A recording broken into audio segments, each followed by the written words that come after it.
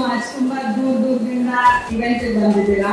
ದರ್ಶನ್ ಅವರು ನನಗೆ ಹೇಳಿ ಕಳಿಸಿದ್ದಾರೆ, ಯಾರು ಯಾವತ್ತೂ ತಲೆ ಕೆಡ್ಸ್ಕೋಬಾರ್ದಂತೆ.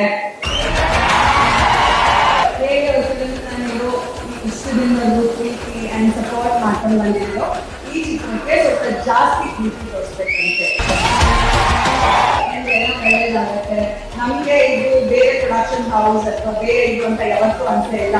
ನಮ್ಗೆ ಇದು ಒಂದು ಫ್ಯಾಮಿಲಿ ಆ ಸಿಚುವೇಶನ್ ಅಲ್ಲಿ ಇದ್ದಾಗಲೂ ಅವ್ರಿಗೆ ಅರ್ಥ ಆಗ್ತಿತ್ತು ಏನೇನ್ ಆಗ್ತಿತ್ತು ಅಂತ. ಅಂದ್ರೆ ಅವರಿಬ್ರು ನಮ್ ಜೊತೆ ಹೀಗೆ ರಾಕ್ ಸಾಲಿಡ್ ಇದ್ರು, ಹಿಂದೆ ಯಾವಾಗ್ಲೂ ಇದ್ರು. ಬಟ್ ಒಂದೇ ಒಂದು ದಿನಾನು ಅವ್ರು ನಾನು ಕಿಚನಿಂದ ಬ್ಯಾಕ್ ಆಫ್ ಆಗ್ತೀನಿ ಅಥವಾ ನಾನು ಇಷ್ಟು ದುಡ್ಡು ಹಾಕಿದ್ದೀನಿ ವಿಜಿ, ಯಾವತ್ತೂ ಅವರಿಬ್ರು ಬಾಯಿ ಒಂದು ಪದ ಬಂದಿಲ್ಲ. ಅವ್ರು ಫಾರೆವರ್ ಗ್ರೇಟ್ಫುಲ್ ಅವ್ರ ಫ್ಯಾಮಿಲಿಗೆ. ನನಗೆ ಎಲ್ಲ ಸಾಂಗ್ಸ್ ತುಂಬಾ ಇಷ್ಟ, but this particular song is my favourite. ತುಂಬಾ ಚೆನ್ನಾಗಿ ಕಾಣ್ತಿದೆ ಅಂಡ್ ಏನೋ ಖುಷಿದೆ ಈ ಸಾಂಗ್ ಅಲ್ಲಿ. ನೀವು ಅದನ್ನ ಹೋಗಿ ಥಿಯೇಟರ್ ಅಲ್ಲೇ ನೋಡ್ಬೇಕು. ಆಮೇಲೆ ಫುಲ್ ಸಾಂಗ್ ನೋಡಿದ್ರೆ ನೀವು ಮಜಾ ಮಾಡ್ತೀರಾ.